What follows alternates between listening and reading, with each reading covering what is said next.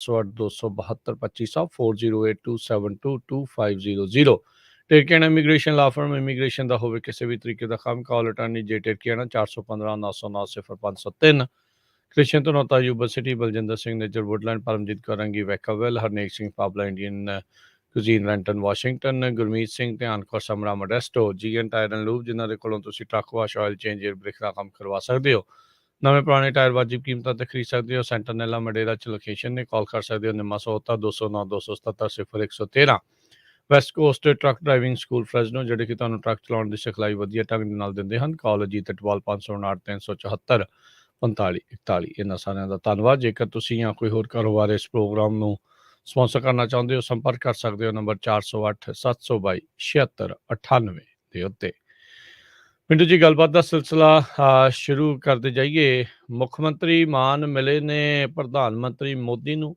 ਵੱਡੇ ਪੈਕੇਜ ਦੀ ਵੀ ਮੰਗ ਕਰ ਦਿੱਤੀ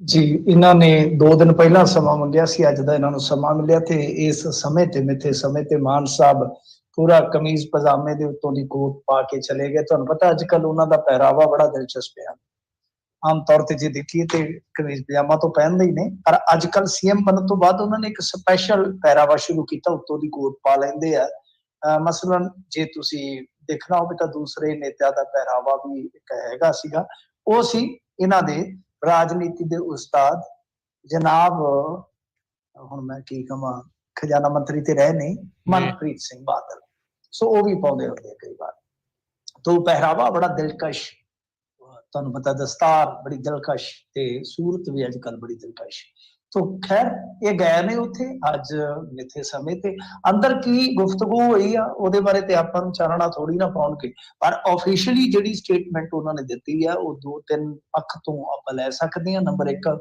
ਕਿ ਦੇਖੋ ਜੀ ਉਹਨਾਂ ਨੇ ਵਧਾਈਆਂ ਦਿੱਤੀਆਂ ਨੇ ਉਹ ਤਾਂ ਤੁਹਾਨੂੰ ਪਤਾ ਹੈ ਦਿੱਤੀਆਂ ਜਾਂਦੀਆਂ ਨੇ ਵਧਾਈਆਂ ਸੈਕੰਡ ਚੀਜ਼ ਕਿ ਪੰਜਾਬ ਜਿਹੜਾ ਇੱਕ ਸਰਹੱਦੀ ਸੂਬਾ ਹੈ ਉਹਦੇ ਮੁਤਲਕ ਗੱਲਾਂ ਬਾਤਾਂ ਹੋਈਆਂ ਨੇ ਖਾਸ ਤੌਰ ਤੇ ਰਾਸ਼ਟਰੀ ਸੁਰੱਖਿਆ ਨੂੰ ਲੈ ਕੇ ਔਰ ਤੀਸਰੀ ਗੱਲ ਕਿ ਰਾਸ਼ਟਰੀ ਸੁਰੱਖਿਆ ਵਾਸਤੇ ਸਾਨੂੰ 1 ਲੱਖ ਕਰੋੜ ਰੁਪਏ ਦੀ ਜ਼ਰੂਰਤ ਹੈ ਮਤਲਬ 1 ਲੱਖ ਕਰੋੜ ਰੁਪਇਆ ਦੇ ਦਿਨ ਤੇ ਚੰਗਾ ਉਹ ਕਹਿੰਦੇ ਕਿ ਅਸੀਂ ਮੰਗ ਰੱਖੀ ਆ ਕਿ 50 ਹਜ਼ਾਰ ਕਰੋੜ ਦੀਆਂ 2 ਕਿਸ਼ਤਾਂ ਸਾਨੂੰ ਦੇ ਦਿਓ ਕੰਮ ਚੱਲ ਜਾਏਗਾ ਤੋ ਇਹਨਾਂ ਨੇ ਬਾਹਰ ਆ ਕੇ ਛੋਟੀਆਂ ਕੁਝ ਗੱਲਾਂ ਕੀਤੀਆਂ ਬਹੁਤੀ ਲੰਮੀ ਚੌੜੀ ਗੱਲਬਾਤ ਅੱਜ ਕੱਲ ਮੀਡੀਆ ਦੇ ਨਾਲ ਕਰਦੇ ਹੀ ਨਹੀਂ ਹੁਸੈਨੀ ਵਾਲਾ ਗਏ ਸਨ ਮੀਡੀਆ ਨਾਲ ਗੱਲ ਕੀਤੀ ਹੋਈ ਨਹੀਂ ਖਟਖਟ ਗਏ ਮੀਡੀਆ ਨਾਲ ਗੱਲ ਕੀਤੀ ਹੀ ਨਹੀਂ ਤੇ ਹੁਣ ਤਾਂ ਬਈ ਉੱਚੀਆਂ ਨੇ ਗੱਲਾਂ ਤੁਹਾਨੂੰ ਪਤਾ ਹੀ ਉੱਚੀਆਂ ਨੇ ਗੱਲਾਂ ਤੇਰੇ ਯਾਰ ਦੀਆਂ ਗਾਣਾ ਸੀਗਾ ਨਾ ਬਸ ਅੱਜ ਕੱਲ ਸੀਐਮ ਸਾਹਿਬ ਦੇ ਅਗਲੇ ਬਹੁਤ ਘੱਟ ਸਮਾਂ ਹੁੰਦਾ ਉਹਨਾਂ ਦੇ ਕੋਲ ਤਾਂ ਪੂਰੀ ਤਫਸੀਲ ਦੇ ਨਾਲ ਤਾਂ ਗੱਲ ਨਹੀਂ ਕਰਕੇ ਗਏ ਪਰ ਇਹਨਾਂ ਦੀ ਇੰਨੀ ਗੱਲ ਦੇ ਵਿੱਚੋਂ ਹੀ ਤੁਹਾਨੂੰ ਪਤਾ ਵਿਰੋਧੀ ਧਿਰਾਂ ਗੱਲ ਖਿੱਚ ਲੈਂਦੀ ਹੈ ਉਹਨਾਂ ਨੇ ਇਹ ਕਹਿ ਦਿੱਤਾ ਜਾਂ ਕਹਿ ਲੋ ਕਿ ਸਵਾਲ ਕਰ ਦਿੱਤਾ ਕਿ ਮਿੱਤਰੋ ਹਾਲੇ ਤਾਂ ਜਿਵੇਂ ਕਹਿੰਦੇ ਨਾ ਕਿ ਕੋ ਨਾ ਚੱਲੀ ਕਿ ਬਾਬਾ ਤੇ ਆਈ ਤੁਸੀਂ ਤੇ ਵਾਅਦੇ ਜਿਹੜੇ ਕਰੀ ਬੈਠੇ ਜੇ ਕਿ ਤੁਸੀਂ ਤਾਂ ਹੁਣ ਤੋਂ ਹੀ ਮੰਗਣ ਲੱਗ ਪਏ ਜੇ ਉਹਨਾਂ ਤੋਂ ਗੱਲ ਅਗਾਂਹ ਕਿੱਥੇ ਜਾਏਗੀ ਸੁਖਜਿੰਦਰ ਸਿੰਘ ਰੰਧਾਵਾ ਨੇ ਵੀ ਮੇਰੇ ਖਿਆਲ ਦੇ ਨਾਲ ਸਵਾਲ ਕੀਤੇ ਆ ਇਸ ਤੋਂ ਇਲਾਵਾ ਮਨਜਿੰਦਰ ਸਿੰਘ ਸਿਰਸਾ ਕਹਿੰਦੇ ਕਿਉਂ ਆ ਗਈ ਗੱਲ ਟਿਕਾਣੇ ਤੇ ਤੁਸੀਂ ਵਾਅਦੇ ਕਰਦੇ ਸੀ ਹੁਣ ਵਾਅਦੇ ਤੁਸੀਂ ਕੀਤੇ ਆ ਤੇ ਜਦੋਂ ਪੂਰੇ ਕਰਨ ਦਾ ਦਬਾਅ ਜਾਂ ਵੇਲਾ ਆਇਆ ਤੇ ਤੁਸੀਂ ਹੁਣ ਭੱਜ ਕੇ ਕੇਂਦਰ ਸਰਕਾਰ ਦੀ ਸ਼ਰਨ ਚ ਆ ਗਏ ਤਾਂ ਖੈਰ ਦੇਖੋ ਇਹ ਹਰੇਕ ਸੀਐਮ ਦੀ ਇੱਕ ਤਰ੍ਹਾਂ ਨਾਲ ਕਹਿ ਲਓ ਕਿ ਰਸਮੀ ਮੁਲਾਕਾਤ ਹੁੰਦੀ ਹੈ ਪ੍ਰਧਾਨ ਮੰਤਰੀ ਨਾਲ ਜੇ ਪੈਕੇਜ ਮੰਗ ਲਿਆ ਤੇ ਮੈਨੂੰ ਨਹੀਂ ਲੱਗਦਾ ਕਿ ਕੁਝ ਗਲਤ ਮੰਗ ਲਿਆ ਲੰਬੇ ਸਮੇਂ ਤੋਂ ਸਾਡੇ ਵਰਗੇ ਵੀ ਕਹਿ ਰਹੇ ਨੇ ਕਿ ਪੰਜਾਬ ਨੂੰ ਜਿਹੜਾ ਕਿ ਸਰਹੱਦੀ ਸੂਬਾ ਹੋਣ ਦਾ ਹਮੇਸ਼ਾ ਇੱਕ ਖਮਿਆਜ਼ਾ ਭੁਗਤਦਾ ਵਾ ਉਹਨੂੰ ਦੇਣਾ ਚਾਹੀਦਾ ਪੈਕੇਜ ਕਿਉਂ ਨਹੀਂ ਦੇਣਾ ਚਾਹੀਦਾ ਮਿਲਣਾ ਚਾਹੀਦਾ ਪਰ ਗੱਲ ਤੇ ਇਹ ਆ ਨਾ ਕਿ ਹੁਣ ਅਸੀਂ ਮੰਗ ਕਿਹਨਾਂ ਕੋਲੋਂ ਰਹੇ ਆ ਉਹ ਆਂਦੇ ਦੇ ਚਿੱਟੀ ਕਬਰ ਤੇ ਮੁਰਦਾ ਬੇਈਮਾਨ ਕਹਾਵਤ ਹੈ ਮਾਫ ਕਰਨਾ ਪੰਜਾਬੀ ਚ ਚਿੱਟੀ ਕਬਰ ਤੇ ਮੁਰਦਾ ਬੇਈਮਾਨ ਭਈ ਕਹਿਣ ਨੂੰ ਜਿਹੜੇ ਮਰਜੀ ਉਹ ਲੱਗਦੇ ਹੋਣ ਸਿਆਣੇ ਜਾਂ ਬੜੇ ਲੱਗਦੇ ਆ ਕਿ ਸਾਰਿਆਂ ਦੇ ਸਾਂਝੇ ਆ ਪਰ ਢਿੱਡ ਦੇ ਵਿੱਚ ਤੇ ਤੁਹਾਨੂੰ ਪਤਾ ਹੀ ਹੈ ਨਾ ਕਿ ਉਹਨਾਂ ਦੇ ਕੀ ਚੱਲਦਾ ਹੈ ਤਾਂ ਖੈਰ ਇਹਨਾਂ ਨੇ ਆਪਣੀ ਮੰਗ ਕਰ ਦਿੱਤੀ ਆ ਉਹਨਾਂ ਨੇ ਆਪਣੀ ਗੱਲ ਕਰ ਦਿੱਤੀ ਆ ਮੀਡੀਆ ਵਾਲਿਆਂ ਨੇ ਫਿਰ ਤੁਹਾਨੂੰ ਪਤਾ ਖਬਰ ਕਰ ਦਿੱਤੀ ਆ ਤਾਂ ਕੁੱਲ ਮਿਲਾ ਕੇ ਹੁਣ ਇਹ ਦੇਖਣਾ ਹੋਏਗਾ ਕਿ ਕੀ ਇਸ ਪੈਕੇਜ ਤੇ ਫੌਰੀ ਤੌਰ ਤੇ ਕੋਈ ਰੱਖਿਆ ਜਾਂਦਾ ਕੰਨ ਕੇ ਨਹੀਂ ਵੈਸੇ ਮੈਨੂੰ ਨਹੀਂ ਲੱਗਦਾ ਕਿਉਂਕਿ ਇਹ ਰਸਮ ਪੂਰਤਾ ਅੱਗੇ ਵੀ ਬਹੁਤ ਵਾਰੀ ਹੋਈਆਂ ਇੱਕ ਮਰਤਬਾ ਫਿਰ ਹੋ ਗਈ ਹੈ ਜੀ ਜੀ ਜੀ ਅਗਲੀ ਮਿੰਟੂ ਜੀ ਆਪਾਂ ਜੇ ਗੱਲ ਕਰਦੇ ਜਾਈਏ ਤਾਂ ਕਹਿੰਦੇ ਵੀ ਕਰ ਲਓ ਘਿਓ ਨੂੰ ਭਾਂਡੇ ਵਾਲੀ ਗੱਲ ਹੀ ਹੈ। ਐਸਐਸਪੀ ਦੇ ਦਫ਼ਤਰ ਮੂਹਰੇ ਲੱਗਾ ਮੋਬਾਈਲ ਨਾ ਲਾਉਣ ਦਾ ਨੋਟਿਸ, ਨਾ ਲਿਆਉਣ ਮੋਬਾਈਲ ਦਾ। ਨਾ ਜੀ, ਲਿਆਉਣ ਦਾ। ਜੀ। ਹਾਂਜੀ ਹਾਂਜੀ, ਤੁਹਾਨੂੰ ਪਤਾ ਹੀ ਹੈ ਨਾ ਕਿ ਇੱਥੇ ਹੁਣ ਚੱਲ ਪਈ ਹੈਲਪਲਾਈਨ।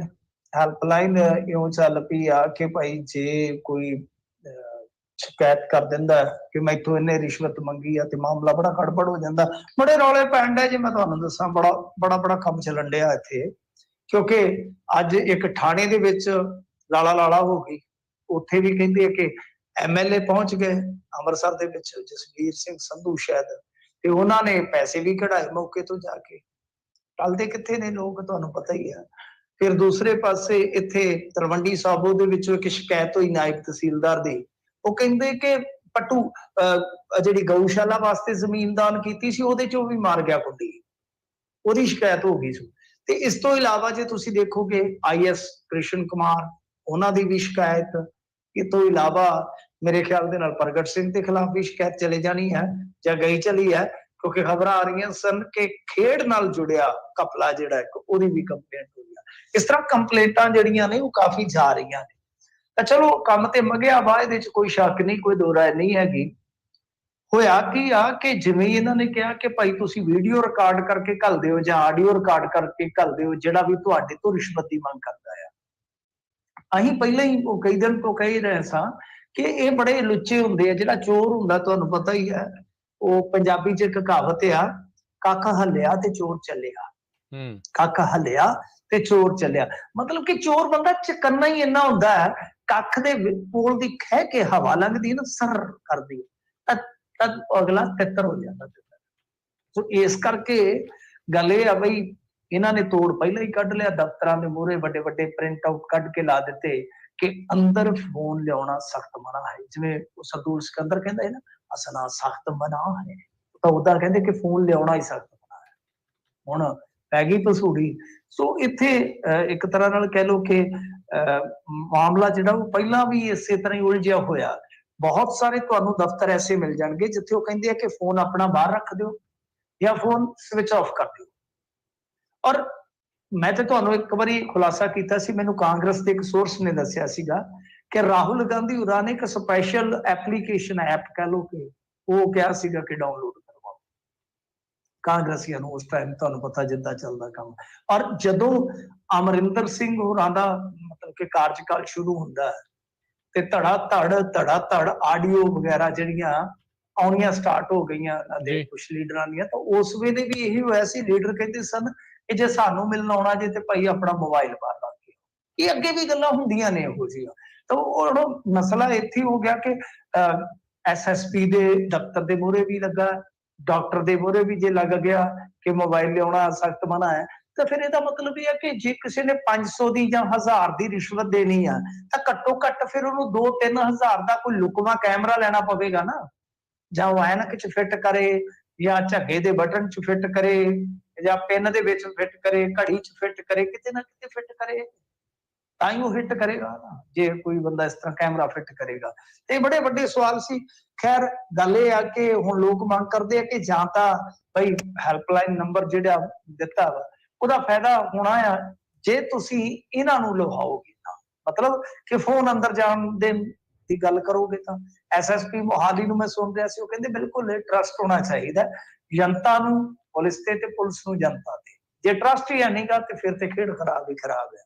ਪਰ ਟਰਸਟ ਤੇ ਜਨਾਬ ਗਵਾ ਚੁੱਕੇ ਆ ਨਾ, ਆਪ ਹੀ ਅਫਸਰ ਕਰਮਚਾਰੀ ਬਾਬੂ ਗਵਾ ਚੁੱਕੇ। ਹੁਣ ਟਰਸਟ ਦਾ ਤਾਂ ਕੀ ਹੈ। ਤਾਂ ਖੈਰ ਇਹ ਮਾਮਲਾ ਜਿਹੜਾ ਕੁਝ ਇਸੇ ਕਿਸਮ ਦਾ, ਔਰ ਜਿਹਦੇ ਆਪਾਂ ਪਹਿਲਾਂ ਹੀ ਕਿਹਾ ਫਿਲ ਆ ਰਹੇ ਸਾਂ ਕਿ ਕਾਫੀ ਔਖਾ ਹੈ ਕੰਮ, ਕਾਫੀ ਔਖਾ। ਹਾਲਾਂਕਿ ਹੱਲਾ ਗੁੱਲਾ ਚੱਲਦਾ ਪਿਆ, ਪਰ ਪੂਰਨ ਤੌਰ ਤੇ ਜੇ ਆਪਾਂ ਕਹੀਏ ਕਿ ਕਰਪਸ਼ਨ ਰੁਕ ਗਈ ਆ, ਹਾਲ ਦੀ ਘੜੀ ਡਰ ਜ਼ਰੂਰ ਆ, ਭੈ ਜ਼ਰੂਰ ਆ, ਪਰ ਇਹ ਜਿਹੜੀ ਬਦੀ ਦੀ ਜੜ ਆ, ਬੁਰਾਈ ਦੀ ਜੜ ਆ, ਉਹ ਏਡੀ ਛੇਤੀ ਪੁੱਟੀ ਨਹੀਂ ਜਾਣੀ। ਹਾਂ ਇੰਨਾ ਹੈ ਕਿ ਜੇ ਤਗੜੇ ਰਹਿਣ, ਇਮਾਨਦਾਰ ਰਹਿਣ। ਵੈਸੇ ਤੇ ਕਈ ਸਵਾਲ ਇਕੱਠੇ ਕਰੀ ਬੈਠੇ ਆ, ਉਹ ਕਹਿੰਦੇ ਆ ਕਿ ਜਿਨ੍ਹਾਂ ਨੇ ਟਿਕਟਾਂ ਮੁੱਲ ਦੀਆਂ ਖਰੀਦੀਆਂ ਵਿਚਾਰੇ ਨੇਤਾ ਕਿਵੇਂ ਪੈਸੇ ਇਕੱਠੇ ਕਰਨਗੇ, ਉਹ ਨੇਤਾ ਕਿਵੇਂ ਪੈਸੇ ਇਕੱਠੇ ਕਰਨਗੇ। ਖੈਰ ਉਹ ਉਹਨਾਂ ਦੇ ਆਪਣੇ ਤਰਕ ਨੇ, ਉਹਨਾਂ ਦੇ ਆਪਣੇ ਸਵਾਲ ਨੇ, ਨੇਤਾ ਤੇ ਕੋਈ ਵੀ ਹੋ ਸਕਦਾ ਹੈ। ਪਰ ਮੇਰਾ ਮੰਨਣਾ ਹੈ ਕਿ ਜੇ ਉਤੋਂ ਇਮਾਨਦਾਰ ਰਹਿਣ, ਉਤੋਂ ਸਖਤ ਰਹਿਣ, ਆਪਣੇ ਪੰਜਾਬ ਦੇ ਨਾਲ ਵਫਾ ਕਰਦੇ ਰਹਿਣ। ਤੇ ਮੈਨੂੰ ਲੱਗਦਾ ਕਿ ਇੱਕ ਡਰ ਆ ਜਿਹੜਾ, ਉਹ ਬੇਸ਼ੱਕ ਇਸ ਬੁਰਾਈ ਨੂੰ ਖਤਮ ਨਹੀਂ ਕਰੇਗਾ, ਪਰ ਕੁਛ ਹੱਦ ਤੱਕ ਠੀਕ ਜ਼ਰੂਰ ਕਰ ਦੇਗਾ। ਪਰ ਜਿੱਥੇ ਕੰਮ ਕਰਨ ਦੀ ਜ਼ਰੂਰਤ, ਉੱਥੇ ਜ਼ਰੂਰ ਕੰਮ ਵੀ ਕਰਨਾ ਪਵੇਗਾ। ਅਸੀਂ ਪੁਲਿਸ ਕਰਮਚਾਰੀਆਂ ਦੇ ਨਾਲ ਵਾਬਸਤਾ ਰਹਿੰਦੇ ਹਾਂ, ਸਾਡੇ ਆਪਣੇ ਵੀ ਅਜ਼ੀਜ਼, ਸਾਡੇ ਆਪਣੇ ਵੀ ਨੇੜਲੇ ਬਹੁਤ ਸਾਰੇ ਆ ਪੁਲਿਸ ਫੋਰਸ ਦੇ ਵਿੱਚ। ਉਹਨਾਂ ਦੀਆਂ ਜੇ ਸੁਣੋਗੇ ਤੇ ਉਹ ਕਹਿੰਦੇ ਕਿ ਸਾਨੂੰ ਮਜਬੂਰ ਕੀਤਾ ਜਾਂਦਾ। ਵੰਗਾਰਾ ਇੱਕ ਪਾਸੇ, ਈਵਨ ਦੋ ਕਿ ਜਿਹੜਾ ਚਲਾਨ ਪੇਸ਼ ਕਰਦੇ ਆ, ਚਲਾਨ ਤੇ ਮਤਲਬ ਕਿ ਗੁੱਡ ਪਵਾਉਣ ਵਾਸਤੇ ਇੱਕ ਤਰ੍ਹਾਂ ਨਾਲ ਕਹਿ ਲਓ ਕਿ ਪੈਕੇਜ ਦਿੱਤਾ ਜਾਂਦਾ ਹੈ। ਸੋ ਜਦੋਂ ਮਹਿਕਮੇ ਤੋਂ ਮਹਿਕਮਾ ਹੀ ਕੋਈ ਰਿਸ਼ਵਤ ਲਈ ਜਾਂਦਾ ਤੇ ਕੀ ਕੀਤਾ ਜਾਏਗਾ ਫਿਰ? ਅਗਲਾ 10,000 ਦੇ ਕੇ 20,000 ਨਹੀਂ ਮੁੰਨੇਗਾ, ਮੈਨੂੰ ਦੱਸੋ। ਸੋ ਇਹ ਤੇ ਠੀਕ ਆ ਕਿ ਇੱਕ ਪਾਸਿਓਂ ਤੁਸੀਂ ਸਖਤੀ ਕਰ ਰਹੇ ਹੋ, ਪਰ ਜਿੱਥੇ ਭਾਈ ਇਹੋ ਜਿਹਾ ਕਿ ਮਹਿਕਮੇ ਤੋਂ ਮਹਿਕਮਾ ਰਿਸ਼ਵਤ ਲੈਂਦਾ ਹੈ, ਉੱਥੇ ਕੀ ਕਰੋਗੇ? ਉੱਥੇ ਤਾਂ ਅਗਲਾ ਰਿਕਾਰਡਿੰਗ ਵੀ ਨਹੀਂ ਨਾ ਕਰਨ ਜੋਗਾ। ਕਿਉਂ? ਕਿਉਂਕਿ ਡਰ ਆ ਕਿ ਜੇ ਮੈਂ ਇਹਦਾ ਕਰ ਦਿੱਤਾ ਤੇ ਕੱਲ ਇਹਦੇ ਨਾਲ ਦੇ। ਅੱਜ ਕੱਲ ਯੂਨੀਅਨਾਂ ਬਣੀਆਂ ਹੋਈਆਂ ਨੇ, ਯੂਨੀਅਨਾਂ ਬਣੀਆਂ ਹੋਈਆਂ ਕਰਮਚਾਰੀਆਂ। ਤੋ ਇਸ ਕਰਕੇ ਇਹ ਕਾਫੀ ਗੁੰਝਲਦਾਰ ਮਸਲਾ, ਇੱਕੋ ਵਾਰੀ ਹੱਲ ਨਹੀਂ ਹੋਣਾ। ਹਾਂ, ਪਰ ਮੈਂ ਇਹ ਮੰਨਦਾ ਕਿ ਜੇ ਟੋਲਨ ਨਾ ਆਪਣਾ ਸਿਦਕ ਤੇ ਈਮਾਨ ਕਾਇਮ ਰੱਖਣ, ਡੰਡਾ ਵੀ ਮਾਰਨ ਨਾ ਕਿਸੇ ਦੇ, ਹਿੰਸਾ ਨਹੀਂ ਕਰਨੀ, ਡੰਡਾ ਥੋੜਾ ਜਿਹਾ ਡਰਾਵੇ ਦੇ ਰੂਪ ਦੇ ਵਿੱਚ ਵਿਖਾਈ ਜਾਣ, ਹਾਂ ਕੁਛ ਨਾ ਕੁਛ ਫਰਕ ਜ਼ਰੂਰ ਪਏਗਾ, ਇਹ ਗੱਲ ਪੱਕੀ ਹੈ। ਜੀ ਜੀ ਬਿਲਕੁਲ। ਅਗਲੀ ਮਿੰਟੂ ਜੀ ਗੱਲ ਕਰੀਏ 35,000 ਕਰਮਚਾਰੀਆਂ ਨੂੰ ਪੱਕਾ ਕਰਨ ਦੇ ਵਿੱਚ ਰੋੜਾ। ਦੇਖੋ ਗੱਲ ਇਹ ਹੈ ਕਿ ਰੋੜੇ ਤਾਂ ਰਾਹ ਦੇ ਵਿੱਚ ਹੋਣਗੇ, ਕਿਉਂਕਿ ਤੁਸੀਂ ਨਿੱਜੀ ਜ਼ਿੰਦਗੀ 'ਚ ਵੀ ਨਾ, ਮੇਰੀ ਇੱਕ ਗੱਲ ਅਜ਼ਮਾ ਕੇ ਦੇਖ ਲਿਓ। ਨਿੱਜੀ ਜ਼ਿੰਦਗੀ 'ਚ ਵੀ ਜਦੋਂ ਤੁਸੀਂ ਕੋਈ ਨੇਚਾ ਕਰਦੇ ਹੋ, ਜਦੋਂ ਕੁਝ ਧਾਰਦੇ ਹੋ, ਤਾਂ ਸਭ ਤੋਂ ਪਹਿਲਾਂ ਤੁਹਾਡਾ ਇਮਤਿਹਾਨ ਜਿਹੜਾ ਨਾ ਕੁਦਰਤ ਲੈਂਦੀ ਹੈ, ਕੁਦਰਤ ਲੈਂਦੀ ਹੈ। ਔਰ ਉਸ ਤੋਂ ਬਾਅਦ ਹੌਲੀ ਹੌਲੀ ਕੁਦਰਤ ਤੁਹਾਨੂੰ ਪੇ ਬੈਕ ਕਰਦੀ ਹੈ। ਔਰ ਸਭ ਤੋਂ ਵੱਡੀ ਮੁਖਾਲਫਤ ਕਦੇ ਦੇਖ ਲਿਓ ਤੁਸੀਂ, ਨੌਜਵਾਨ ਹੋ ਜਾਂ ਰਹੇ ਹੋ ਕਿਸੇ ਸਮੇਂ, ਤਾਂ ਵੇਖੋ ਜਦੋਂ ਵੀ ਤੁਸੀਂ ਕੁਝ ਨਵਾਂ ਕਰਨ ਦਾ ਯਤਨ ਕੀਤਾ ਹੋਏਗਾ, ਸਭ ਤੋਂ ਪਹਿਲੀ ਵਿਰੋਧਤਾ ਤੁਹਾਡੇ ਆਪਣਿਆਂ ਨੇ ਕੀਤੀ ਹੋਏਗੀ। ਤੇਰੇ ਤੋਂ ਨਹੀਂ ਹੋਣਾ ਪੁੱਤ, ਤੂੰ ਨਹੀਂ ਕਰ ਸਕਦਾ, ਐਵੇਂ ਬਰਬਾਦ ਕਰੇਗਾ ਸਮਾਂ, ਕੁਛ ਵੀ ਕਰ ਲੋ। ਸੋ ਇਹ ਦੋ ਤਿੰਨ ਚੀਜ਼ਾਂ ਨੇ ਕਿ ਰੋੜੇ ਤਾਂ ਹਮੇਸ਼ਾ ਨਿੱਜੀ ਜ਼ਿੰਦਗੀ 'ਚ ਛੋਟਾ ਜਿਹਾ ਗੋਲ ਰੱਖ ਕੇ ਤੁਰ ਪਵੋ ਤਦ ਵੀ ਹੁੰਦੇ ਨੇ। ਮੇਨ ਗੱਲ ਇਹ ਹੁੰਦੀ ਹੈ ਕਿ ਤੁਹਾਡਾ ਜੋ ਮੰਤਵ ਹੈ, ਤੁਹਾਡਾ ਜੋ ਟੀਚਾ ਹੈ, ਉਹਦੇ ਪ੍ਰਤੀ ਤੁਸੀਂ ਕਿੰਨੇ ਸੁਹਿਰਦ ਹੋ, ਕਿੰਨੀ ਸ਼ਿੱਦਤ ਦੇ ਨਾਲ ਕੰਮ ਕਰਦੇ ਹੋ। ਤਾਂ ਖੈਰ ਇਹ ਦੇਖਣਾ ਹੋਏਗਾ, ਕਿਉਂਕਿ ਰਾਹ 'ਚ ਜਿਹੜਾ ਰੋੜਾ ਹੈ, ਉਹ ਇਸ ਵੇਲੇ ਜਿਹੜੇ ਲੀਗਲ ਐਕਸਪਰਟ ਆ ਉਹ ਵੀ ਦੱਸਦੇ ਆ ਕਿ ਦੇਖੋ ਇੱਕ ਨਾ ਫੈਸਲਾ ਆਇਆ ਸੀਗਾ, ਉਹ 2006 ਦੇ ਵਿੱਚ ਸੁਪਰੀਮ ਕੋਰਟ ਦਾ ਫੈਸਲਾ ਸੀਗਾ। ਤਾਂ ਉਸ ਟਾਈਮ ਵੀ ਕੀ ਹੋਇਆ ਸੀ, ਸ਼ਾਇਦ ਕਰਨਾਟਕ ਦਾ ਫੈਸਲਾ ਸੀਗਾ, ਮੈਨੂੰ ਨਾਂ ਨਹੀਂ ਕੇਸ ਦਾ ਯਾਦ, ਬੜਾ ਮਸ਼ਹੂਰ ਸੀਗਾ, ਜੇ ਮੇਰੇ ਦਿਮਾਗ ਦੇ ਵਿੱਚ ਔੜ ਗਿਆ ਤੇ ਮੈਂ ਤੁਹਾਨੂੰ ਜ਼ਰੂਰ ਦੱਸਾਂਗਾ। ਹਾਂ, ਕਰਨਾਟਕ ਸਰਕਾਰ ਬਨਾਮੂਮਾ ਦੇਗੀ, ਬੜਾ ਮਸ਼ਹੂਰ ਕੇਸ ਸੀਗਾ। ਤਾਂ ਉਹਦੇ ਵਿੱਚ ਇੱਕ ਤਰ੍ਹਾਂ ਨਾਲ ਕਹਿ ਲਓ ਕਿ ਸੰਵਿਧਾਨਕ ਬੈਂਚ ਦੇ ਫੈਸਲੇ ਅਨੁਸਾਰ ਇਹ ਮਸਲਾ ਜਿਹੜਾ ਉਹ ਕੁਝ ਇਸ ਤਰ੍ਹਾਂ ਪਰਿਭਾਸ਼ਿਤ ਕੀਤਾ ਗਿਆ ਸੀਗਾ ਕਿ ਪਿਛਲੇ ਦਰਵਾਜ਼ੇ ਰਾਹੀਂ ਰੈਗੂਲਰ ਕਰਨਾ ਗੈਰ ਸੰਵਿਧਾਨਕ। ਮਤਲਬ ਮੈਂ ਸੰਖੇਪ ਚ ਥੋੜੀ ਜਿਹੀ ਦੀ ਵਿਆਖਿਆ ਕਰਨ ਦਾ ਯਤਨ ਕਰਦਾ ਹਾਂ ਕਿ ਜਿਵੇਂ ਰੈਗੂਲਰ ਭਰਤੀ ਹੁੰਦੀ, ਉਹਦੇ ਨਿਯਮ ਹੁੰਦੇ ਆ। ਤਾਂ ਉਸ ਵੇਲੇ ਫੈਸਲਾ ਆਇਆ ਸੀਗਾ ਕਿ ਇਸ ਤਰ੍ਹਾਂ ਮਤਲਬ ਕਿ ਠੇਕੇ ਤੇ ਜਾਂ ਆਊਟਸੋਰਸਿੰਗ ਜੋ ਵੀ ਤੁਸੀਂ ਕਰਨੇ ਹੋ, ਉਹ ਠੀਕ ਆ ਜੇ ਤਾਂ ਉਹ ਪ੍ਰਵਾਨਿਤ ਅਸਾਮੀਆਂ ਦੇ ਵਿੱਚ ਰੈਗੂਲਰ ਜਿਹੜੇ ਸਟੈਂਡਰਡਸ ਨੇ ਉਹਦੇ ਆਧਾਰ ਤੇ ਕੀਤੀ ਜਾਵੇ ਤੇ ਇੱਕ ਵਕਫੇ ਬਾਅਦ 10 ਸਾਲਾਂ ਬਾਅਦ ਰੈਗੂਲਰ ਕੀਤਾ ਜਾ ਸਕਦਾ ਬੰਦੇ। ਪਰ ਮਸਲਾ ਇਹ ਹੈ ਕਿ ਜਿਹੜਾ ਬੰਦਾ ਠੇਕੇ ਤੇ ਭਰਤੀ ਹੋਇਆ ਇਸ ਤਰ੍ਹਾਂ ਪਿਛਲੇ ਦਰਵਾਜ਼ੇ ਰਾਹੀਂ, ਜਿਹਦੇ 'ਚ ਕੋਈ ਨਿਯਮ ਹੀ ਨਹੀਂ ਹੈਗਾ ਪ੍ਰਾਈਵੇਟ ਫਰਮ ਦਾ, ਤਾਂ ਫਿਰ ਉਹਨੂੰ ਪੱਕਾ ਨਹੀਂ ਕੀਤਾ ਜਾ ਸਕਦਾ। ਔਰ ਇਹੀ ਗੱਲ ਆ, ਇਹੀ ਕਾਰਨ ਆ ਕਿ ਅੱਗੇ ਵੀ ਯਤਨ ਹੋਏ ਆ। ਭੁਪਿੰਦਰ ਸਿੰਘ ਹੁੱਡਾ ਸਰਕਾਰ ਦੇ ਵਿੱਚ ਵੀ ਦੱਸਦੇ ਆ ਕਿ ਯਤਨ ਹੋਏ ਸੀਗੇ 8 ਸਾਲ 9 ਸਾਲ ਪਹਿਲਾਂ, ਇਹ ਯਤਨ ਕੀਤੇ ਗਏ ਸੀਗੇ, ਨੀਤੀਆਂ ਬਣਾਈਆਂ ਗਈਆਂ। ਜੂਨ 2014 ਤੇ ਜੁਲਾਈ 2014 ਵਿੱਚ ਵੱਖ-ਵੱਖ ਮਹਿਕਮਿਆਂ ਦੇ ਵਿੱਚ ਕੱਚੇ ਤੇ ਠੇਕੇ ਦੇ ਆਧਾਰ ਤੇ ਜਿਹੜੇ ਤੈਨਾਤ ਸਮੂਹ B, C ਅਤੇ D ਦੇ ਕਲਾਸ ਦੇ ਜਿਹੜੇ ਸੈਂਕੜੇ ਮੁਲਾਜ਼ਮ ਸੀਗੇ, ਉਹਨਾਂ ਲਈ ਇਹ ਸਰਕਾਰੀ ਜਿਹੜੀਆਂ ਨੌਕਰੀ ਵਾਸਤੇ ਪੱਕਾ ਕਰਨ ਲਈ ਨੀਤੀਆਂ ਬਣਾਈਆਂ ਗਈਆਂ ਸੀ। ਪਰ ਹੋਇਆ ਕੀ ਸੀਗਾ ਕਿ ਇਸ ਤੇ 31 ਮਈ 1918 ਨੂੰ ਪੰਜਾਬ ਤੇ ਹਰਿਆਣਾ ਕੋਲ ਜਿਹੜੇ ਜਸਟਿਸ ਰਜੇਸ਼ ਬਿੰਦਲਾ ਤੇ ਜਸਟਿਸ ਅਨਿਲ ਖੇਤਰਪਾਲ ਦੇ ਡਬਲ ਬੈਂਚ ਨੇ योगेश त्यागी बनाम हरियाणा सरकार के फैसले च रेगुलर करने ਦੀਆਂ ਨੀਤੀਆਂ तहत पक्के हुए सरकारी मुलाजमां ਨੂੰ ਵੱਡਾ ਝਟਕਾ ਦਿੱਤਾ ਸੀ। ਉਹਨਾਂ ਨੀਤੀਆਂ ਨੂੰ ਇਸ ਆਧਾਰ ਤੇ ਰੱਦ ਕੀਤਾ ਸੀ ਕਿਉਂਕਿ ਸੁਪਰੀਮ ਕੋਰਟ ਦੇ ਵਿੱਚ ਉਹੀ ਜਿਹੜਾ ਮੈਂ ਕਿਹਾ ਇਹ ਮਾਮਲਾ ਜਿਹੜਾ ਗੈਰ ਸੰਵਿਧਾਨਕ ਕਰਾਰ ਦਿੱਤਾ ਗਿਆ ਸੀ। ਸੋ ਦੋ ਮਿਸਾਲਾਂ ਸਾਡੇ ਸਾਹਮਣੇ ਆ। ਫਿਰ ਜੇ ਤੁਸੀਂ ਇੱਕ ਮਿਸਾਲ ਪੰਜਾਬ ਚੋਂ ਲੈਣੀ ਹੋਵੇ ਤੇ ਉਹ ਪ੍ਰਕਾਸ਼ ਸਿੰਘ ਬਾਦਲ ਹੋਰਾਂ ਦੀ ਸਰਕਾਰ ਵੇਲੇ ਵੀ ਆ। ਉਦੋਂ ਇਹਨਾਂ ਨੇ ਵੀ ਯਤਨ ਕੀਤਾ ਸੀ ਐਨ ਮੌਕੇ ਤੇ 2016 ਚ ਜਾਂਦਿਆਂ ਗੱਲ ਨਹੀਂ ਬਣੀ। ਚੰਨੀ ਨੇ ਵੀ 36,000 ਦਾਵਾ ਕੀਤਾ ਸੀਗਾ ਨਾ ਕਿ ਅਸੀਂ ਪੱਕੇ ਕਰ ਦਿੱਤੇ ਮੁਲਾਜ਼ਮ, ਪਰ ਫਾਈਲ ਰਾਜਪਾਲ ਕੋਲ ਅੜ ਗਈ ਸੀ ਕਿਉਂਕਿ 2006 ਵਾਲਾ ਫੈਸਲਾ ਸੁਪਰੀਮ ਕੋਰਟ ਦਾ ਸਭ ਦੇ ਸਾਹਮਣੇ ਪਿਆ ਸੀਗਾ।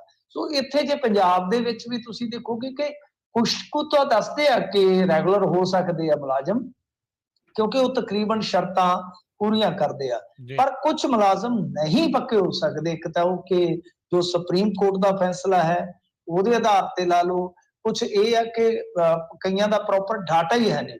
ਨਿੱਜੀ ਫਰਮਾਂ ਕੋਲ ਤੇ ਹੋ ਸਕਦਾ ਆ, ਠੇਕੇਦਾਰਾਂ ਕੋਲ ਹੋਵੇ, ਗਵਰਨਮੈਂਟ ਕੋਲ ਉਹਨਾਂ ਦਾ ਪ੍ਰੋਪਰ ਡਾਟਾ ਨਹੀਂ ਹੈ। ਸੋ ਇਸ ਤਰ੍ਹਾਂ ਦੀਆਂ ਗੱਲਾਂ ਨਿਕਲ ਰਹੀਆਂ ਨੇ।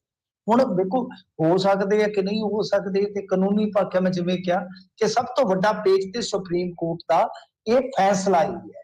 ਹੁਣ ਦੇਖਣਾ ਹੋਏਗਾ ਕਿ ਇਸ ਤੋਂ ਬਾਅਦ ਕੀ ਇਹ ਮਾਮਲਾ ਜਿਹੜਾ ਉਹ ਕਿਹੜੇ ਪਾਸੇ ਨੂੰ ਤੁਰਦਾ ਵਾ। ਪਰ ਆਮ ਆਦਮੀ ਪਾਰਟੀ ਕਹਿ ਸਕਦੀ ਹੈ ਕਿ ਭਾਈ ਅਸੀਂ ਤੇ ਕਰ ਦਿੱਤਾ, ਹੁਣ ਅਗਾਂਹ ਤੇਰੇ ਭਾਗ ਲੱਛੀਏ। ਤੁਹਾਨੂੰ ਪਤਾ ਹੀ ਹੈ, ਕਹਿੰਦੇ ਹੁੰਦੇ ਆ ਕਿ ਭਾਈ ਗਾਂ ਤੁਹਾਡੀ ਕਿਸਮਤ ਸੀ ਕਿ ਅਸੀਂ ਤਾਂ ਯਤਨ ਕੀਤਾ। ਪਰ ਜਿਹੜੇ ਐਕਸਪਰਟ ਨੇ ਉਹਨਾਂ ਦਾ ਕਹਿਣਾ ਇਹੋ ਆ ਕਿ ਇਹ ਵੀ ਕਾਨੂੰਨੀ ਪੇਚੀਦਗੀ ਚ ਮਾਮਲਾ ਫਸਣ ਦਾ ਆਸਾਰ ਹੈ। ਜੀ ਜੀ ਜੀ ਬਿਲਕੁਲ। ਇਸ ਹਫਤੇ ਮਿਲ ਸਕਦਾ ਹੈ ਕਾਂਗਰਸ ਨੂੰ ਪ੍ਰਧਾਨ?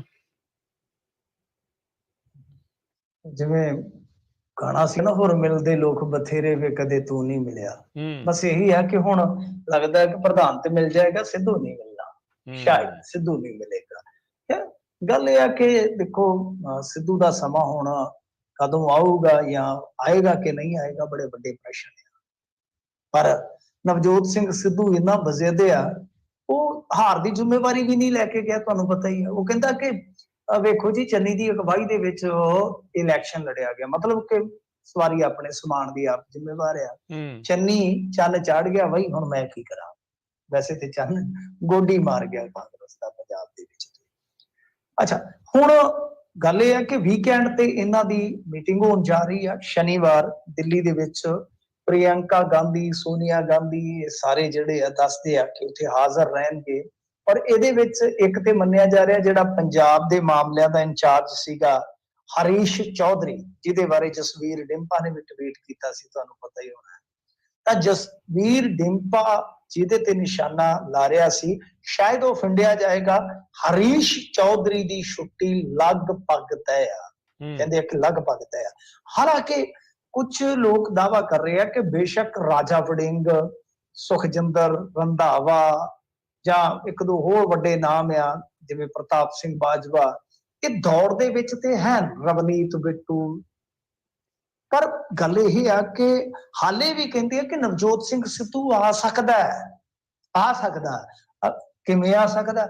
ਉਹ ਕਹਿੰਦੇ ਕਿ ਜੇ ਪ੍ਰਿਯੰਕਾ ਗਾਂਧੀ ਦੀ ਚੱਲੀ, ਜੇ ਤਾਂ ਪ੍ਰਿਯੰਕਾ ਗਾਂਧੀ ਦੀ ਚੱਲੀ, ਕਿਉਂਕਿ ਪ੍ਰਿਯੰਕਾ ਗਾਂਧੀ ਨੇ ਸਮੇਂ-ਸਮੇਂ ਤੇ ਨਵਜੋਤ ਸਿੰਘ ਸਿੱਧੂ ਦਾ ਪੱਖ ਪੂਰਿਆ ਵਾ, ਤੇ ਹੋ ਸਕਦਾ ਆ ਕਿ ਇਸ ਮਾਮਲੇ ਦੇ ਵਿੱਚ ਵੀ ਨਵਜੋਤ ਸਿੰਘ ਸਿੱਧੂ, ਕਿਉਂਕਿ ਤੁਹਾਨੂੰ ਪਤਾ ਕਿਸਮਤ ਦੇ ਧਨੀ ਹੈ, ਕਿ ਸ਼ਾਇਦ ਉਹਨਾਂ ਦਾ ਚਾਂਸ ਬਣ ਜਾਵੇ। ਪਰ ਮੇਰਾ ਮੰਨਣਾ ਹੈ ਕਿ ਨਹੀਂ, ਇਹਨਾਂ ਦੀ ਕਹਾਣੀ ਖਰਾਬ ਹੋ ਚੁੱਕੀ ਆ।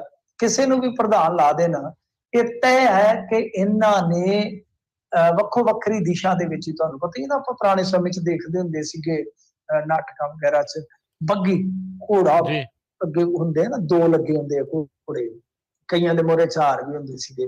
ਤਾਂ ਇਹਨਾਂ ਦੀ ਜਿਹੜੀ ਬੱਗੀ ਆ, ਉਹਦੇ ਸਾਰੇ ਆਲੇ ਦੁਆਲੇ ਘੋੜੇ ਆ। ਕੋਈ ਬੱਗੀ ਨੂੰ ਇੱਧਰ ਖਿੱਚ ਰਿਹਾ ਸੱਜੇ, ਕੋਈ ਖੱਬੇ, ਕੋਈ ਪਿੱਛੇ ਨੂੰ, ਕੋਈ ਅੱਗੇ ਨੂੰ, ਮਤਲਬ ਕਿ ਸਾਰਾ ਹੀ ਬੇੜਾ ਗਰਕ ਹੈ। ਬੱਗੀ ਉੱਥੇ ਦੀ ਉੱਥੇ ਖਲੋਤੀ ਆ, ਜ਼ੋਰ ਲਾਈ ਜਾ ਰਹੇ ਘੋੜੇ, ਕੋਈ ਇੱਧਰ ਨੂੰ, ਕੋਈ ਇੱਧਰ ਨੂੰ ਲਾ ਰਿਹਾ, ਕੋਈ ਇੱਧਰ ਨੂੰ ਲਾ ਰਿਹਾ। ਸੋ ਇਸ ਕਰਕੇ ਮੇਰਾ ਮੰਨਣਾ ਆ ਕਿ ਜੇ ਨਵਜੋਤ ਸਿੰਘ ਸਿੱਧੂ ਨੂੰ ਪ੍ਰਧਾਨ ਦੇ ਵੀ ਦਿੰਦੇ ਨੇ ਕਿ ਲਓ ਭਾਈ ਤੁਸੀਂ ਸਾਂਭੋ ਕਮਾਨ, ਮੈਨੂੰ ਲੱਗਦਾ ਕਿ ਬਹੁਤ ਮੁਸ਼ਕਲ ਹੈ ਕਿ ਫਿਰ ਇਹ ਸਾਰੇ ਇਸ ਫੈਸਲੇ ਤੇ ਫੁੱਲ ਝਾੜ ਦੇ। ਇਧਰ ਬਾਜਵਾ ਹੋ ਰਹੀ, ਉਹ ਤੁਹਾਨੂੰ ਪਤਾ ਮੁੱਛ ਨੂੰ ਤਾ ਦੇ ਕੇ ਕਹਿੰਦੇ ਹਮ ਸੀਨੀਅਰ ਹੈ। ਤੇ ਜੇ ਤੁਸੀਂ ਗੱਲ ਕਰੋ ਰਾਜਾ ਵੜਿੰਗ, ਕਹਿੰਦਾ ਕਿ ਮੈਂ ਬਸ ਦੂਸਰਾ ਚਰਚਲ ਪੈਦਾ ਹੋਇਆ ਦੁਨੀਆ ਦੇ ਵਿੱਚ, ਸਭ ਕੁਝ ਮੈਨੂੰ ਹੀ ਪਤਾ ਹੈ। ਜੇ ਤੁਸੀਂ ਸੁਖਜਿੰਦਰ ਰੰਧਾਵਾ ਨੂੰ, ਉਹਦੀ ਤੇ ਬੋਲੀ ਬੜੀ ਮਾੜੀ, ਤੁਹਾਨੂੰ ਪਤਾ, ਉਹ ਕਹਿੰਦਾ ਮੈਂ ਨਹੀਂ ਤੇ ਹੋਰ ਕੌਣ ਦੱਸੋ। ਅੱਗੋਂ ਬੰਦਾ ਮੁਖੀ ਬੋਲੀ, ਬੰਦਾ ਡਰ ਹੀ ਜਾਂਦਾ ਜਿਸ ਹਿਸਾਬ ਨਾਲ ਬੋਲਦਾ। ਬੰਦਾ ਕਹਿੰਦਾ ਵੀ ਕੋਈ ਚੀਜ਼ ਹੀ ਨਾ ਕੱਢ ਮਾਰੇ ਜਿਸ ਹਿਸਾਬ ਨਾਲ ਬੋਲਦਾ। ਸੁਖਪਾਲ ਸਿੰਘ ਖਹਿਰਾ, ਤੁਹਾਨੂੰ ਪਤਾ ਸੁਖਪਾਲ ਸਿੰਘ ਖਹਿਰਾ ਠੀਕ ਆ ਕਿ ਉਹਦੇ ਚ ਹੈਗੀਆਂ ਨੇ ਕੁਝ ਖਾਸੀਅਤਾਂ ਹੈਗੀਆਂ, ਪਰ ਉਹਦੇ ਉਲਟ ਵੀ ਕਾਂਗਰਸ ਦੇ ਵਿੱਚ ਬਹੁਤ ਸਾਰੇ ਬੰਦੇ ਖਲੋਤੇ ਆ। ਸੋ ਇਸ ਕਰਕੇ ਮੇਰਾ ਮੰਨਣਾ ਆ ਕਿ ਬਹੁਤ ਔਖਾ ਹੈ ਕਿ ਇਹਨਾਂ ਨੂੰ ਸਾਰਿਆਂ ਨੂੰ ਇਕਜੁੱਟ ਕਰਕੇ ਕਿਸੇ ਪ੍ਰਧਾਨ ਨੂੰ ਕਹਿ ਦੇਣ ਕਿ ਇਹਨੂੰ ਮੰਨੋ। ਇਸ ਕਰਕੇ ਬਹੁਤ ਮੈਨੂੰ ਮੁਸ਼ਕਲ ਲੱਗਦਾ ਇਹਨਾਂ ਦਾ ਕੰਮ ਕਿ ਨੇਪਰੇ ਚੜੂ। 2024 ਤੱਕ ਇਹਨਾਂ ਦਾ ਕੰਮ ਸੂਤ ਨਹੀਂ ਆਉਣਾ, ਮੈਨੂੰ ਨਹੀਂ ਲੱਗਦਾ ਟਮਟਮਾ ਸੂਤ ਆਊਗਾ। ਜੀ ਜੀ ਜੀ। ਇੱਕ ਪ੍ਰਧਾਨ ਤੋਂ ਦੂਜੇ ਪ੍ਰਧਾਨ ਵੱਲ ਵਧੀਏ, ਅਕਾਲੀ ਦਲ ਦੀ ਹਾਰ ਦੇ ਲਈ ਕਮੇਟੀ ਬਣਾਈ ਜਾਊਗੀ ਜੀ, ਉਸ ਦੀ ਜਾਂਚ ਕਰਨੀ ਇਹਨਾਂ ਨੇ, ਕੀ ਕਰਦਾ ਹੈ ਜੀ? बस बड़ा मोटा इम्तिहान देना। वो किसी ने कहा सी ना, राह में उसकी चले और इम्तिहान कोई ना हो, कैसे मुमकिन है कि आतिश हो धुआं कोई ना हो। सो गल ये है कि ये तो मुमकिन है ही नहीं है कि अग होवे ते धुआं कोई होवे ना। सो गल ये है कि इस वेले रौला तो है, जिहड़ियां मीटिंगां कर रहे ने, कमेटियां बना रहे ने, कुछ ना कुछ तो है। वैसे जे तुसी देखोगे ना, मैं एक गल जिहड़ी ग्राउंड तो दसन जा रहा वा, वो ये आ कि अकाली दल बादल दा काडर जिहड़ा बड़ा हिम्मती, बड़ा समर्पित ते बड़ा बलवान सी, वो निमो चूना जा हो गया एक बारी।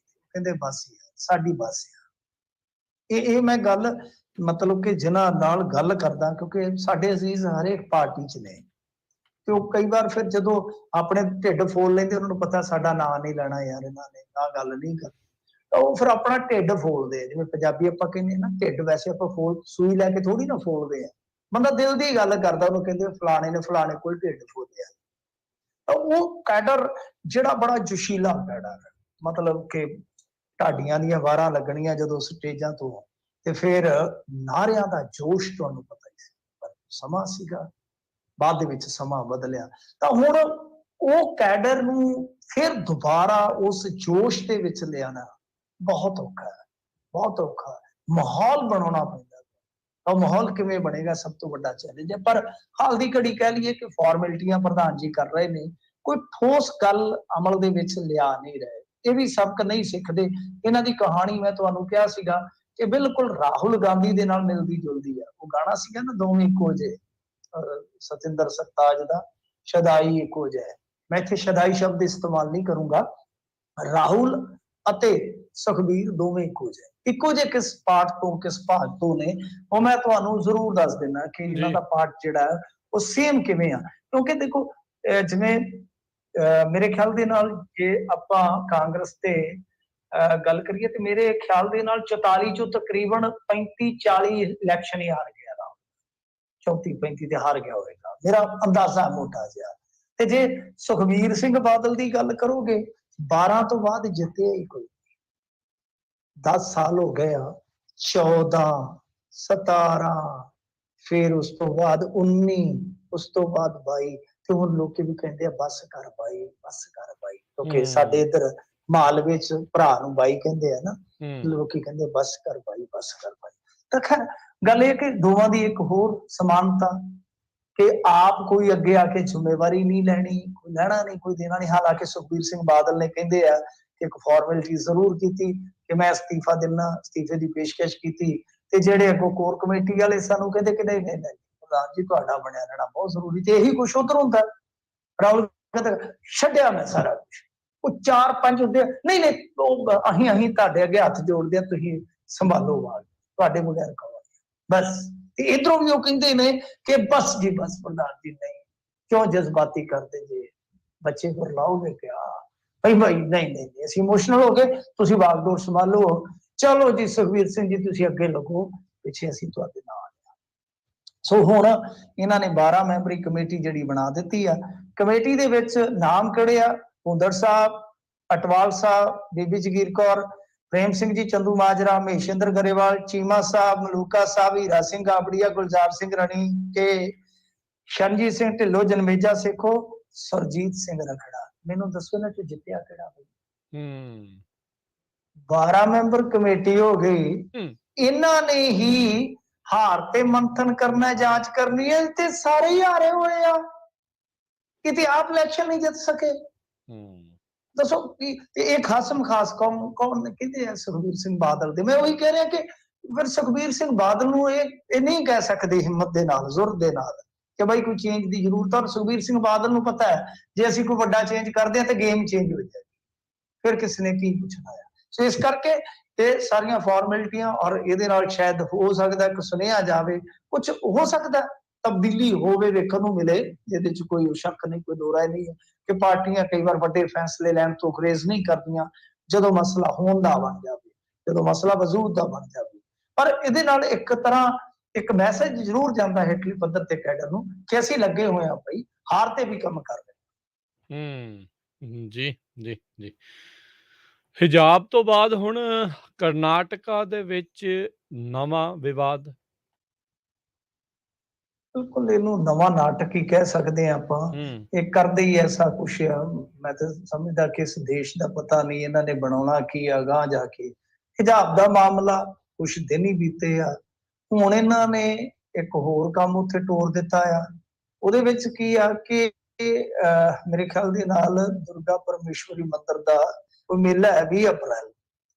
ਉਹ ਤੋਂ ਪਹਿਲਾਂ ਮਤਲਬ ਕਿ ਇਸ ਏਰੀਏ ਦੇ ਵਿੱਚ, ਕਰਨਾਟਕ ਦੇ ਵਿੱਚ ਬੈਨਰ ਲਾ ਦਿੱਤੇ ਗਏ ਨੇ ਮੰਦਰਾਂ ਦੇ ਮੈਨੇਜਮੈਂਟ ਵੱਲੋਂ ਕਿ ਭਾਈ ਗੱਲ ਇਹ ਆ ਕਿ ਜਿਹੜੇ ਨਾਨ ਹਿੰਦੂ ਆ ਇੱਥੇ ਦੁਕਾਨਾਂ ਨਾ ਲਾਉਣ। ਹਾਲਾਂਕਿ ਉਹ ਬਾਅਦ ਦੇ ਵਿੱਚ ਪਤਾ ਲੱਗਿਆ ਕਿ ਜਿਹੜੀਆਂ ਮੰਦਿਰ ਦੀਆਂ ਮੈਨੇਜਮੈਂਟ ਕਮੇਟੀਆਂ ਨੇ ਉਹ ਕਹਿੰਦੀਆਂ ਕਿ ਸਾਡੇ ਵੱਲੋਂ ਇਸ ਤਰ੍ਹਾਂ ਦਾ ਕੋਈ ਹੁਕਮ ਨਹੀਂ ਹੈ, ਸਾਡੇ ਵੱਲੋਂ ਇਸ ਤਰ੍ਹਾਂ ਦਾ ਕੋਈ ਆਦੇਸ਼ ਨਹੀਂ ਹੈ।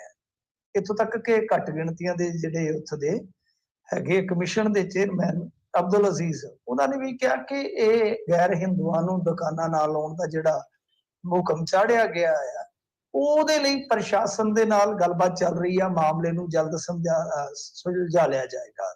ਪਰ ਜਿਹੜੀ ਗੱਲ ਵੇਖਣ ਨੂੰ ਮਿਲੀ ਆ, ਜੋ ਮੀਡੀਆ ਰਿਪੋਰਟਾਂ ਦੱਸ ਰਹੀਆਂ ਕਿ ਅਸਲ ਦੇ ਵਿੱਚ ਮੰਦਿਰ ਕਮੇਟੀਆਂ ਨੇ ਇਨਕਾਰ ਕੀਤਾ ਕਿ ਅਸੀਂ ਐਸੇ ਬੈਨਰਸ ਨਾ ਲਾਏ ਆ ਤੇ ਨਾ ਲਵਾਏ ਆ। ਪਰ ਕੁਝ ਜਿਹੜੀਆਂ ਰਿਪੋਰਟਾਂ ਕਹਿ ਰਹੀਆਂ ਨੇ ਕਿ ਉਹ ਇਹ ਆ ਕਿ ਰਾਈਟ ਵਿੰਗ, ਯਾਨੀ ਜਿਹੜੇ ਦੱਖਣਪੰਥੀ ਆ, ਤੁਹਾਨੂੰ ਪਤਾ ਹਿੰਦੂ ਸਮੂਹ ਕੌਣ ਆ, ਆਪਾਂ ਨੂੰ ਸਭ ਨੂੰ ਪਤਾ ਹੀ ਹੈ, ਹਿੰਦੂ ਤੋਂ ਵੀ ਲੋਕ ਜਿਹੜੇ ਆ ਜਾਂ ਜਿਹੜੇ ਉਹ ਸੰਗਠਨ ਨੇ, ਉਹਨਾਂ ਨੇ ਇਸ ਤਰ੍ਹਾਂ ਦੇ ਬੈਨਰ ਲਾ ਦਿੱਤੇ ਆ। ਤਾਂ ਮੈਂ ਕਹਿੰਦਾ ਆ ਕਿ ਬੜੀ ਇੱਕ ਨਫ਼ਰਤ ਦੀ ਵੱਡੀ ਹਨੇਰੀ ਆ।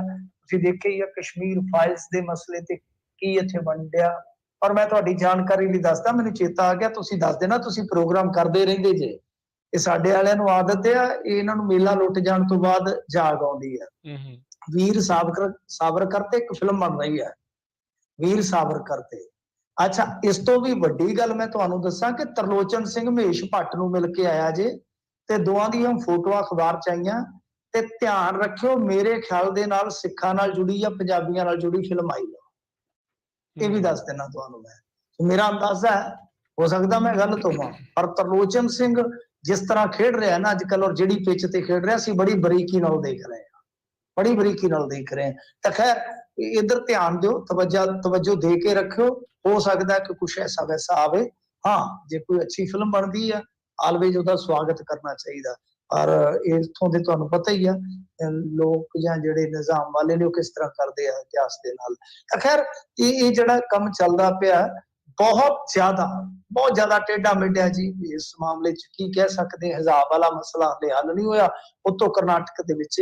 ਯਾਨੀ ਕੁੱਲ ਮਿਲਾ ਕੇ ਆਪਾਂ ਕਹਿ ਸਕਦੇ ਹਾਂ ਕਿ ਇੱਕ ਤਰ੍ਹਾਂ ਨਾਲ ਇੱਕ ਫਿਰਕੇ ਨਾਲ ਜਾਂ ਇੱਕ ਘੱਟ ਗਿਣਤੀ ਦੇ ਨਾਲ ਬਹੁਤ ਬੁਰਾ ਜਿਹਾ ਸਲੂਕ ਕੀਤਾ ਜਾ ਰਿਹਾ, ਵਤੀਰਾ ਕੀਤਾ ਜਾ ਰਿਹਾ, ਔਰ ਦੂਸਰੇ ਚੁੱਪ ਨੇ। ਵੱਡੀ ਅਫਸੋਸ ਦੀ ਗੱਲ ਹੈ ਜੀ ਜੀ ਕਸ਼ਮੀਰ ਫਾਈਲ ਵਾਲੇ ਨੇ ਆਲਰੇਡੀ ਦਿੱਲੀ ਫਾਈਲਸ ਕਰਕੇ ਇੱਕ ਮੂਵੀ ਆ ਉਹ ਐਲਾਨੀ ਹੈਗੀ ਆ। ਸੋ ਹੁਣ ਦੇਖੋ ਉਹਦੇ ਵਿੱਚ ਅੱਗੇ ਕੀ ਬਣਦਾ ਹੈਗਾ ਆ। ਇਹ ਬਹੁਤ ਇੱਦਾਂ ਟੇਢਾ ਮੇਢਾ ਕਰਕੇ ਹੋ ਰਿਹਾ। ਅੱਜ ਵੀ ਕਹਿੰਦੇ ਆ ਪ੍ਰਧਾਨ ਮੰਤਰੀ ਮੋਦੀ ਨੂੰ ਕਾਫੀ ਜਿਹੜੇ ਸਿੱਖ ਚਿਹਰੇ ਜਿਹੜੇ ਉਹ ਮਿਲ ਕੇ ਆਏ ਹੈਗੇ ਆ ਇਲੈਕਸ਼ਨਾਂ ਤੋਂ ਪਹਿਲਾਂ। ਜਿਹੜੇ ਇੱਕ ਕਾਫੀ ਵੱਡਾ ਜਿਹੜੇ ਲਾਣਾ ਆ, ਕਹਿ ਸਕਦੇ ਆ ਵੀ ਵੱਖ-ਵੱਖ ਸੰਪਰਦਾਵਾਂ ਦੇ ਜਿਹੜੇ ਉਹ ਮਿਲ ਕੇ ਆਏ ਸੀਗੇ। ਹੁਣ ਹੋਰ ਕੁਛ ਜਿਹੜੇ ਮਿਲ ਕੇ ਆਏ ਆ। ਇਹ ਵੀ ਇੱਕ ਹੋਰ ਨਵੀਂ ਖਿਚੜੀ ਨਾਲ ਦੇ ਨਾਲ ਜਿਹੜੀ ਉਹ ਪੱਕ ਰਹੀ ਹੈਗੀ ਆ। ਮਿੰਟੂ ਜੀ ਸ਼ੁਕਰੀਆ, ਧੰਨਵਾਦ। ਮਿਲਦੇ ਹਾਂ ਜੀ ਫਿਰ ਅਗਲੀ ਵਾਰ। ਸਤਿ ਸ਼੍ਰੀ ਅਕਾਲ ਜੀ। ਸਤਿ ਸ੍ਰੀ ਅਕਾਲ ਜੀ। ਜੀ ਤੇ ਸਰੋਤਿਓ ਇੱਥੇ ਪ੍ਰੋਗਰਾਮ ਦੀ ਸਮਾਪਤੀ ਆ। ਮੇਰੇ ਵੱਲੋਂ ਤੁਹਾਨੂੰ ਸਭ ਨੂੰ ਪਿਆਰ ਭਰੀ ਸਤਿ ਸ਼੍ਰੀ ਅਕਾਲ। ਸੁਣਦੇ ਰਹੋ ਪੰਜਾਬੀ ਰੇਡੀਓ USA।